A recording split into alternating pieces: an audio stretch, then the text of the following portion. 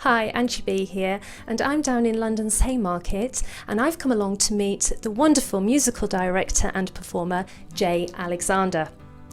Jae Alexander has an extensive repertoire of West End musicals to his name, and he's just finished 2 years on the musical 42nd Street at London's Theatre Royal Drury Lane. One of his other projects that he's involved with is the touring group, the WestEnders, and he's agreed to come along and have a chat to me today and let me know a little bit more about this group. They arrive at Bracknell's South Hill Park Theatre on the 15th of June.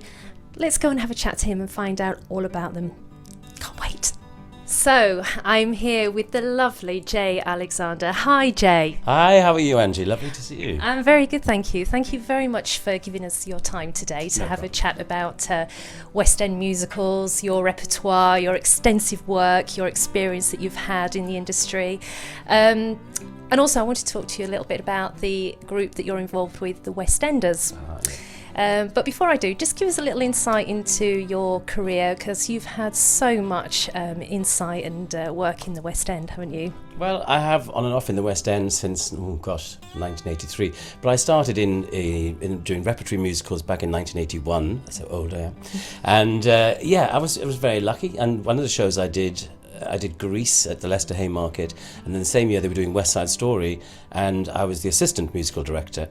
I was 22 years old, and I'd never conducted a musical in my life before on the baton. It had a 22-piece orchestra, and I did it there in Leicester once a week, and then the show transferred into the West End. And I was really lucky because I was young conducting West Side Story at 22, and then that funny enough, was the last show at Her Majesty's Theatre, 1984 to 85, and Phantom of the Opera came in, and it's been there ever since. And there's no signs of it moving. But throughout the years in the West End, I mean, it's in and out. Sometimes the West End, sometimes you'll do a tour, and sometimes you'll be doing concert work, television work in South Wales. In the West End, gosh, I mean, the last show I did, I've just finished doing 42nd Street after 2 years. I mean, it was great to be at Drury Lane Theatre. What a joy. And also to do, because that's where it started. 42nd Street opened in 1984 at Drury Lane, and then it came back all those years later to open in 2017. And it had a great run. Yeah. I mean, it's just wonderful. It's had wonderful reviews, but 2 years working on a musical, it just must have been just an absolute brilliant experience. And the people that you work with on that show, I mean, it must be one hell of a journey. Well, it is. I mean, we started off when the show opened.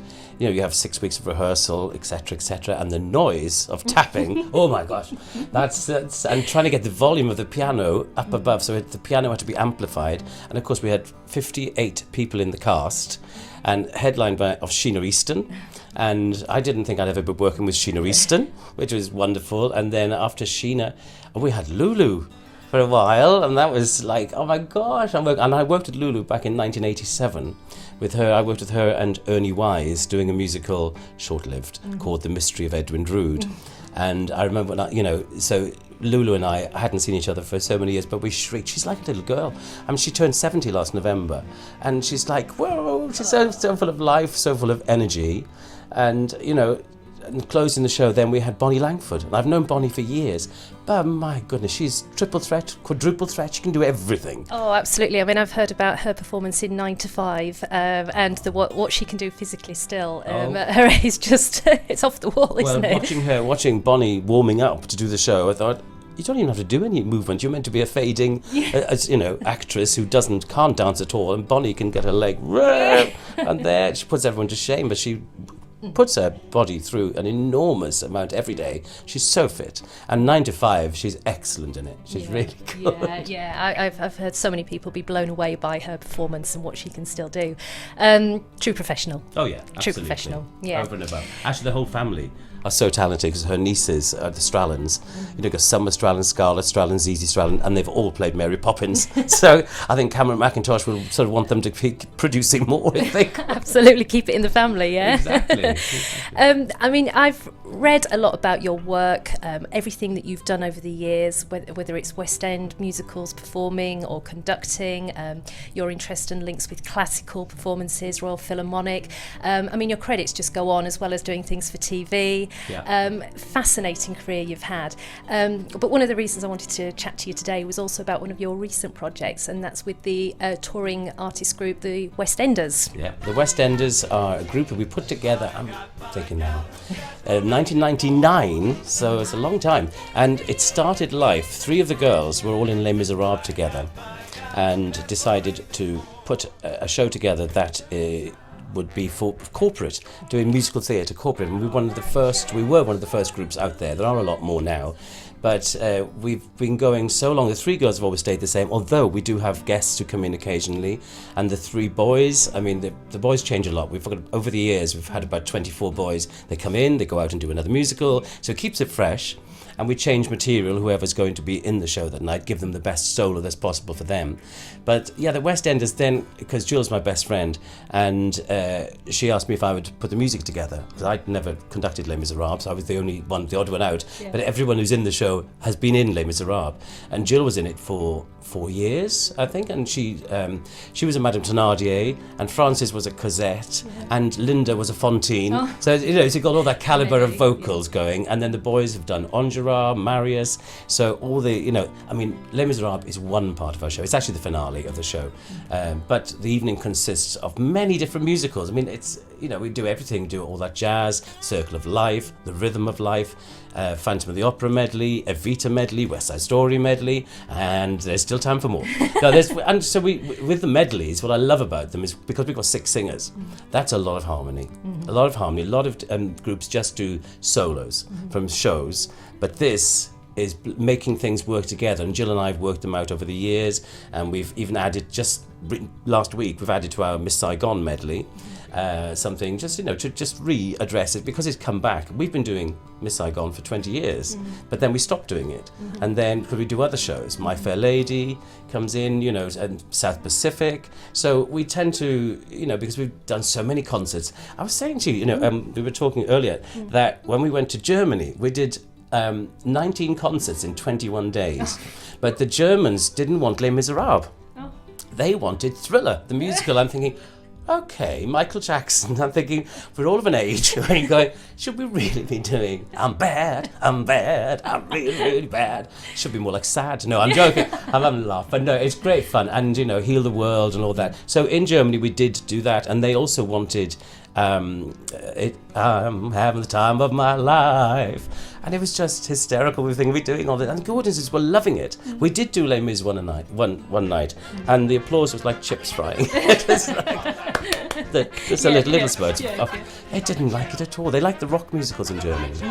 It's interesting, actually, because you've just tapped into what musical theatre is about, really, and that is every audience might have a particular favourite song or a particular favourite, musical, or whatever it is that their preference is. So you, by the sounds of it, you've got something that for everyone in the show, as the all genres, by the sounds of it, from the old sort of style musicals right through to the modern, as you say, the thriller.